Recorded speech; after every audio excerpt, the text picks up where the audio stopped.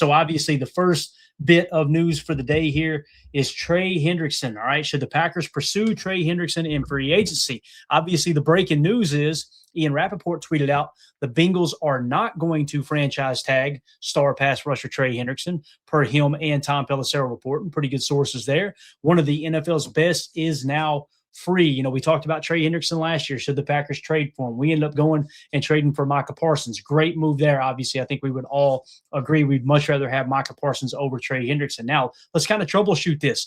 Would it be worth going after Trey Hendrickson? What's his value, right? What do you do with Rashan Gary? We've kind of talked about Rashan Gary here leading up to this point in the offseason. And obviously with Rashan Gary, you could free up a significant amount of money. If you cut him outright, pre-June 1, you free up $11 million. If you wait post-June 1, you can free up $19.5 million. Is that enough to potentially land a Trey Hendrickson? Do we want Trey Hendrickson? Let's dive into the numbers. He was 11th in 2025 in terms of defensive PFF grade amongst all edge defenders. You had Will Anderson 1 at 93.1. You had Myles Garrett 2 at 92.7. Our very own Micah Parsons was number 3 at 92.0. Aiden Hutchinson 4 at 91.9. Danielle Hunter 89.9 in the 5 spot. Josh Hines Allen out of Jacksonville 87.3. He was tied for 6 with Nick Herbig out of Pittsburgh at the same 87.3. Greg Rousseau out of Buffalo, 86.3. Latu, maybe is how you say it, out of Indy, 84.1. Byron Young with the LA Rams, 83.6. And then you have Trey Hendrickson with an 82.9. Guys, still a dominant pass rusher in the National Football League. Here's the big issue, though, and we're going to talk about the details surrounding this. Trey Hendrickson, obviously getting a little bit older now, only 285 snaps last year, okay? He was injured. He had to have surgery. We'll talk about that on the backside of the video. Let's continue with the production here for Trey Hendrickson with the Cincinnati Bengals. He was not in quarterback pressure percentage according to Next Gen Stats. That quarterback pressure number that landed him in the 9 spot was 14.2% compared to Rashan Gary. Rashan Gary finished 22nd at 12.1%. Okay, so, significantly higher, obviously, in rankings, about a 2% difference in terms of quarterback pressure percentage when it comes to what Trey Hendrickson was able to accomplish with that specific statistic. I want to bounce back up, too. Who's another guy that Trey Hendrickson is potentially competing with at the edge, the defensive position, potentially with the Green Bay Packers? Lucas Van Ness. Lucas Van Ness graded out 75.7 on more snaps than Trey Hendrickson, okay, with 310 there. So 75.7 for Lucas Van Ness, who's ascending. He's getting better every year now. Or do you go with Trey Hendrickson, an aging vet who had to battle injuries and played less snaps than Lucas Van Ness? Lucas Van Ness, a much cheaper contract, like $4.5 million, something like that. Trey Hendrickson, what's his value going to be? We'll hit it in just a second. So just wanted to point that out.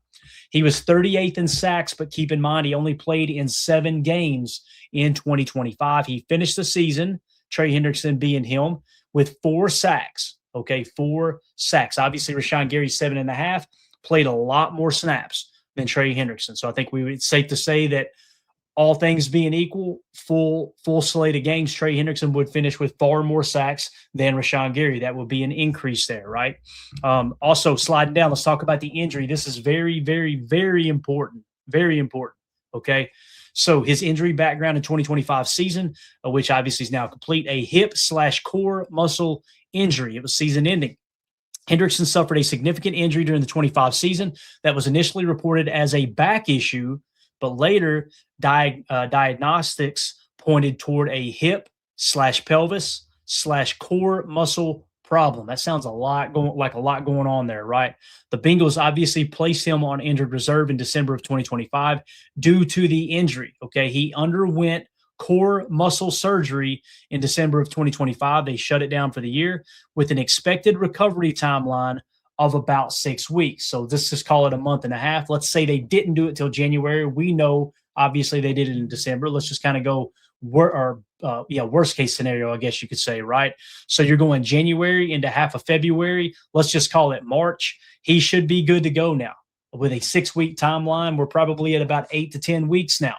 So You got a situation where he should be completely healthy. Now, the question is, will he completely recover when it comes to this injury? Will it be something that continues to bother him, even though surgery should have fixed the issue for Trey Hendrickson? We'll find out. Only time will tell. All right. So the key context for 2025, before the injury, Hendrickson played only 7 games with a modest stat line. He only had 4 sacks in 7 games. Still pretty solid, right? We talked about the pressure percentage, which in my opinion shows a little more detailed approach in terms of how effective a pass rusher was, right? It's not always about getting sacks. We love sacks. We absolutely love strip sacks. However, you would rather have someone who's getting pressure constantly on the quarterback, getting him off his spot, forcing errant throws, forcing throwaways, especially on third down, forcing leading to punts, right?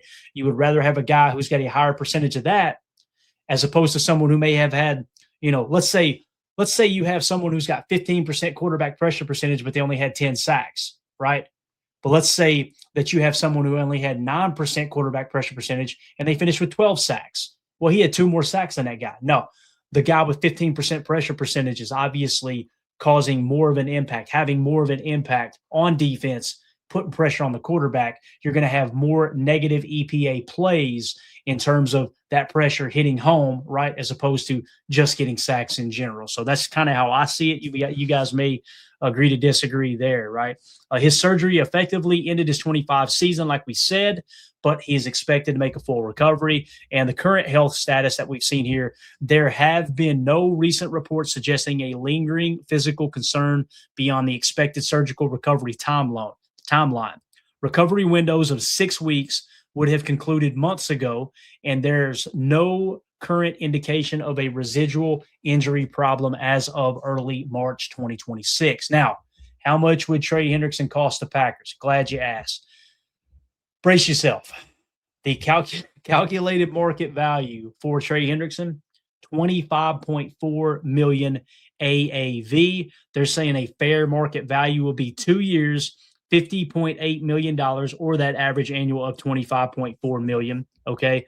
The comps, Kyle Van Noy. All right. He got a 2-year contract, $9 million in value, 33 years old when he signed, obviously. Right.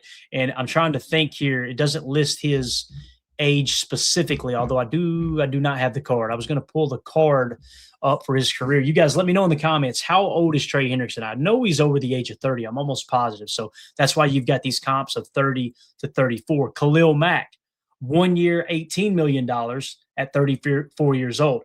Danielle Hunter, 1 year, $35.6 million at 38 or at 30 years old.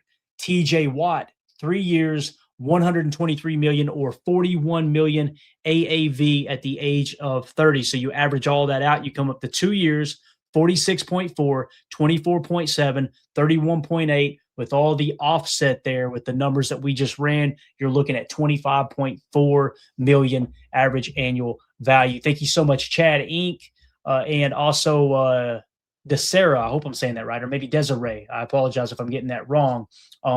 31 years old. Thank y'all for confirming that. Chad Inc. goes on to say turns 32 years old in December. So the big question is, 32 years old, just had a season-ending injury. Lucas Van Ness is ascending.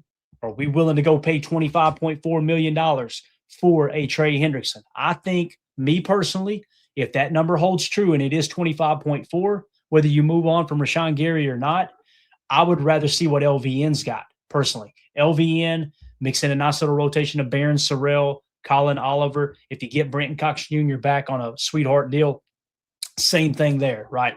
That's the approach I would take. I'm curious to know what you guys and gals think in the comments. Would you go sign Trey Hendrickson for $25 million? Would you sign him for $20 million? Do you think it's worth it? Let us know in the comments if you're watching this video back later. Let us know, what approach would you take to the Trey Hendrickson situation? Would you be willing to pay top dollar for him, or would you move forward with LVN? Or who knows, maybe an edge defender falls to you in the draft and you really like them. Maybe that's the answer to the future at the edge position, to line up alongside Micah Parsons. Also, would you rather spend that $25 million on a defensive tackle, or at least a portion of it in free agency, to help solidify 3-tech opposite Micah Parsons? That's another way of looking at this as well. All right, let's go to the chat and see what everybody says here. Jason in the chat says, that's a no for me. I agree, Jason. I think Trey Hendrickson's a great football player. I'm sure you agree. But at the age, the injury issue, the price tag, somebody will probably pay it. Somebody will overpay for him, right? I just don't want to be the one to do it. Chuck Jaggers in the chat says, that's too much. Rather pay an O-line to protect Jordan Love. Great point. Got holes on the O-line. Completely agree with that. Jason agrees with that as well. And then Desiree in the chat says cornerback and defensive tackle. Like it. Again, two other needs outside of offensive line. It feels like this doesn't line up for the Packers. I'm curious to know, though, if you guys are watching this back later, let me know in the comments. Would you go sign Trey Hendrickson for $25 million? If not, what price would you be willing to give up for him? Hit that like button for us. Hit subscribe. Click the bell icon so you don't miss out on future breaking news live streams like this one here. We appreciate y'all.